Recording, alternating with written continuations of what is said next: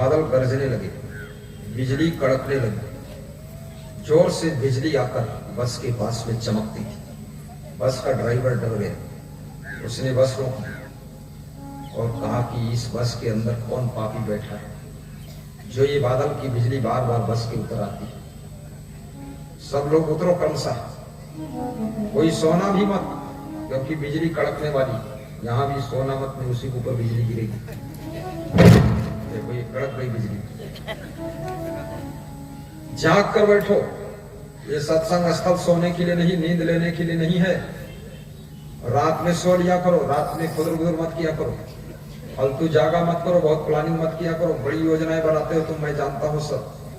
कुछ नहीं, सोने जाते हो तो योजना बनाते हो, जो काम करने जाते हो तो वहां सोते हो, उल्टा काम करते हो। सोना नहीं, सीधे बैठो, ताजगी से बैठो, एकदम आंखें बड़ी करके बैठो। आंखें छोटी छोटी क्यों हो रही, जुगनू जैसी?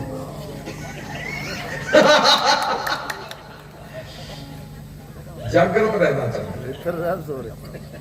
सही बंदी नहीं, इसमें टीवी में किसी का फोटो आया था, एक आदमी सोता हुआ, हमारे सामने लगी टीवी, देख लेता बता देता, बिजली गिरा ही दूंगा आपकी, सोने वाले बस हो जाए।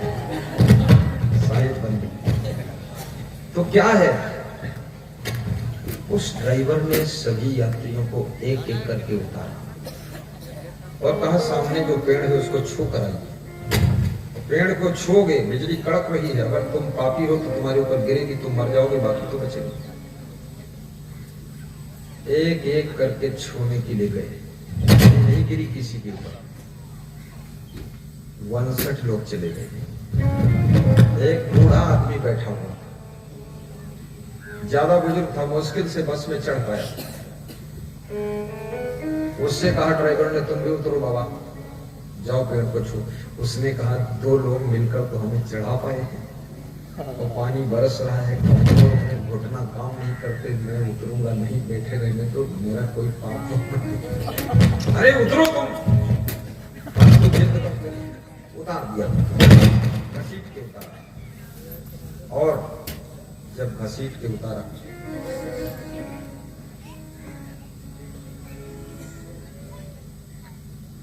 जब घसीट कर उतारा, वो व्यक्ति उतर कर गया और उसने ज्यों ही पेड़ को छुआ त्यों ही बिजली जोर से गिरी।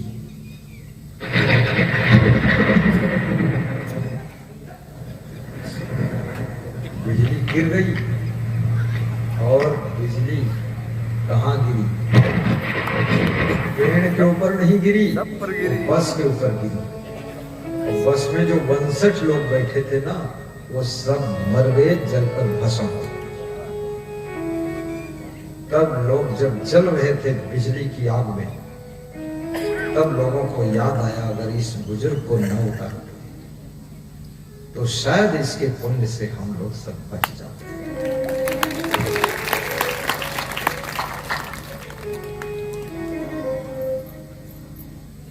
पीछे से एक महात्मा आया, उसने देखा सब लाश पड़ी, कुछ लोग अधमरे। महात्मा ने कहा, इस बूढ़े आदमी को तुमने जो बस से उतार दिया, इसलिए तुम सब मर गए। ये बूढ़े के त्याग तप से ही तुम सब सुरक्षित थे। इसलिए व्यास गादी निवेदन करेगी, आपके घर में जो बूढ़ा व्यक्ति है, आपके घर में जो डोकरा डोकरी है, सास ससुर है, माता पिता है, दादा दादी है, काका काकी है, इनको घर से बाहर निकालकर वृद्धाश्रम मत पहुंचाना। ये जब तक तुम्हारे घर में है, तब तक तुम्हारे घर के ऊपर दुखों की बिजली नहीं गिर रही है। इनको हटते ही दुख की बिजली गिरने वाली, उनकी सेवा करो। जब कभी भाई भाई में बंटवारा हो, तुम कह देना माता पिता को हमें दे दो, इनका हिस्सा नहीं चाहिए, पर माता पिता चाहिए। और वे माता पिता जिन्होंने 4 बच्चों को जन्म दिया, 6 बच्चों को जन्म दिया, 6 बच्चों को पाला पोसा, उनका प्रारब्ध प्रचंड है, उनका भाग्य बहुत प्रबल है। वे जब तुम्हारे साथ रहेंगे तो याद रखना, उनका प्रबल प्रारब्ध तुमको शक्ति देगा और तुम्हारी उन्नति सब भाइयों से ज्यादा हो जाएगी। उनकी सेवा करना। हमारा धर्म हो सेवा, हमारा कर्म हो सेवा, हमारा धर्म हो सेवा, हमारा कर्म हो सेवा, हमारा धर्म हो सेवा, हमारा कर्म हो सेवा, हमारा धर्म हो सेवा, हमारा धर्म हो सेवा, सदा सत्संगियों में मिल हमें सेवक बना जाना, सदा सत्संगियों में मिल हमें सेवक बना जाना, हमारे ध्यान में आकर गुरु जी आँखों में बस जाना, बहा दो प्रेम की सरिता दिलों में, प्रेम का सागर दिलों में, प्यार का सागर दिलों में, प्यार का सागर। हमें आपस में मिलजुल कर प्रभु जी रहे ना सिखा जाना, गुरु जी रहे ना सिखा जाना, हमारे ध्यान में आकर प्रभु जी आँखों में बस जाना, हमारे ध्यान में आकर गुरु जी आँखों में बस जाना। बोलिए सद्गुरु भगवान की जय। कभी बाहर से आना, सबसे पहले घर के बुजुर्गों से भेंट कर पैर छूना, आशीर्वाद लेना, उसके बाद अपने बच्चों से मिलना, उसके बाद अपनी पत्नी से मिलना, सबका ख्याल रखना। आपका घर मंदिर बनेगा, आपका तन तीर्थ हो जाएगा, आपका मन भी मंदिर होगा, दिल देवालय होगा। जीवन ऐसे जियो जैसे जल में कमल रहता है, माया मोह के बीच में रहकर माया मोह में लिप्त न हो। यदि जग में रहूं तो ऐसे रहूं जैसे जल में कमल का फूल रहे, मेरे सब गुण दोष समर्पित हो गुरुदेव आपके चरणों में, गुरुदेव आपके चरणों में। यश का दी धीरे धीरे सत्संग को विराम की ओर ले जाएंगे,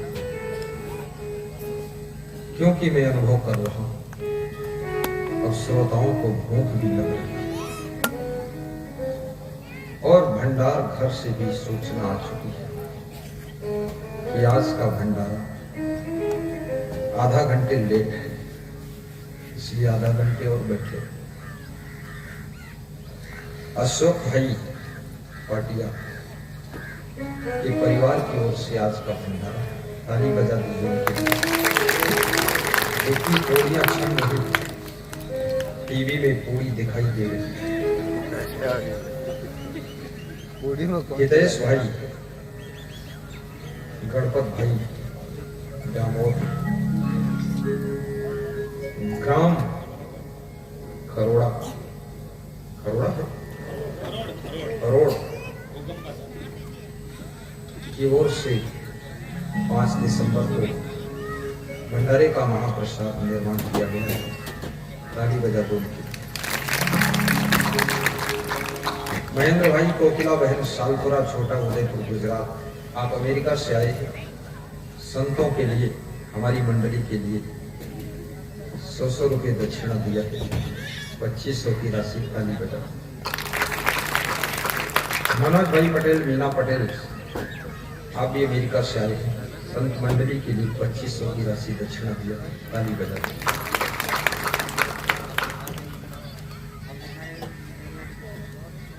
एक भक्त ने लिखा है, आपकी संत मंडली के लिए 101 रुपया प्रति संत को 2525 दे रहा हूं,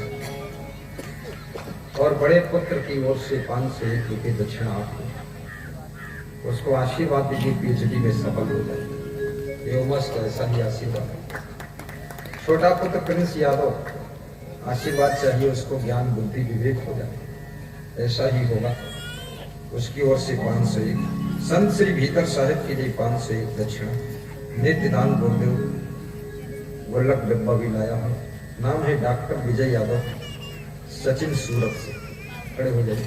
कौन? ये देखिए, सचिन गांव है, सचिन इलाका, सूरत से आए। ये इनकी श्रद्धा, सबकी श्रद्धा को धन्यवाद। बैठिए। रसिक भाई के गांव में पधरौनी के समय रसीद कट्टा लिया था, वो कट्टा लेकर आए हैं। राम सिंह भाई मास्टर ठोकरवा, श्री क्या नाम है, प्रवीण भाई गड़ोत, ईश्वर भाई ठोकरवा, नारायण भाई मूलधर। आपने कल मैंने बताया था, वो बात को ध्यान से सुनना। प्रयागराज में कुंभ मेला होने जा रहा है। ये मेला संतों का मेला है, हिंदुओं का मेला है, धर्म का मेला है, भक्ति का मेला है, सेवा का मेला है, जहां पर आपका कैंप भी लगेगा, जिसमें 50,000 तीर्थ यात्री भक्त आप लोग डेली भोजन करने की व्यवस्था को प्राप्त करें। 20-30 हजार उस कैंप में सोने की व्यवस्था हो। 150-200 शौचालय होंगे, 150-200 कमरे होंगे, और बड़े बड़े हॉल होंगे आपके ठहरने के लिए, और वाटरप्रूफ पंडाल होगा। प्रवचन का पंडाल भी बड़ा विलक्षण हो। ये सारी व्यवस्था के लिए हमारे संतों ने एक व्यवस्था बनाई थी। एक रसीद बुक कट्टा छपवाया, जिस कट्टा को राम सिंह भाई मास्टर टोकरवा वाले ने प्राप्त किया, और लोगों से सहयोग ला करके 15,101 की राशि आज जमा कर। ताली बजाएं। आगे इनको देखते रहिए, दर्शन करो। दानी का दर्शन करने से पुण्य बढ़ता है, और पापी का दर्शन करने से पाप बढ़ता है। ये पुण्य आत्माएं हैं, इनका दर्शन करना जरूरी, ताली बजाना जरूरी। ये प्रवीण भाई गड़ौत, ये भी कलेक्शन करके योगदान करा, हाथ में दे देना, माइक में फंस जाएगा। 11,034 की राशि लाए। ईश्वर भाई टोकरवा से ये 3550 की राशि लाए, कट्टा काट कर। ये नारायण भाई मूलधर से 12,994 की राशि लाए। कुल 42,649 की राशि। ताली बजाइए जोरदारी तालियों से।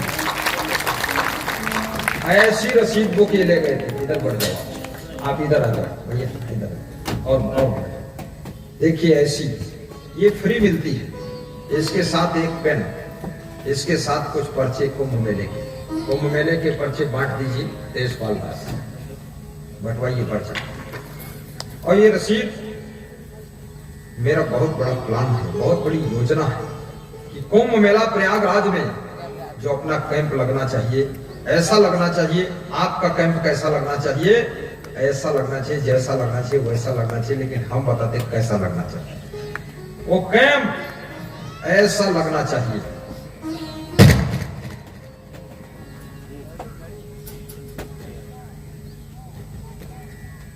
जिसको कहीं ठहरने की जगह ना मिले, वो भी अपने कैंप में आ सके और ठहरे।